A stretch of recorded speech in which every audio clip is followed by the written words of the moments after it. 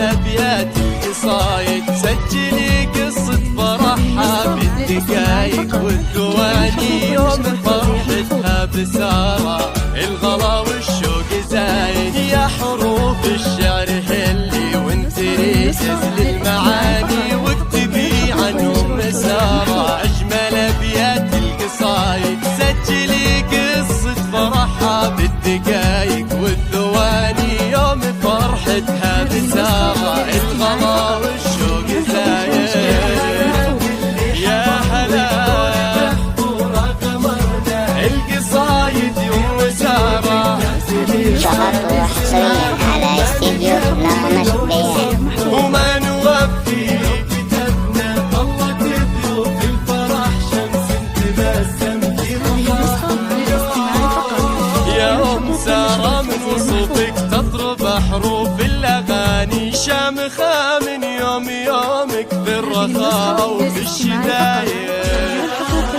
من شموخك يستزيد الشعر ويغرد لساني، أجودية بالطباع ويا عروبية بالعوايد.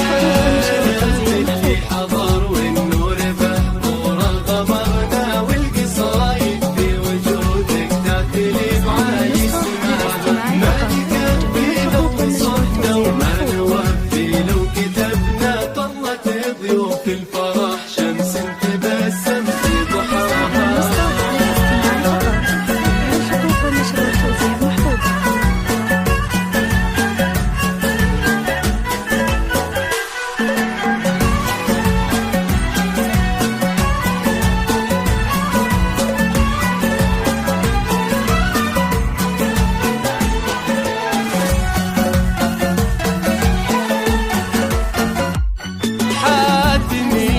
بالكرم انك بحر بلا مواني، تكرمين اصغر فقير وتفرشين اكبر موايد. في صلاتك تكسبين النور بعروق المحاني، تقطعين الليل بالذكر وتعوفين الوسايد. افرحي سارة بحياتك حققت الاماني، بنتك تنطر عليها كل ما جدت جدايد. فاتنا مثل القمر قامت تبطر في امانيك، انها مراية جمالك والحلاوة الزين عايد. يا اللي حضر والنور بحضور قمرنا، القصايد في وجودك تختلف عن اسمها.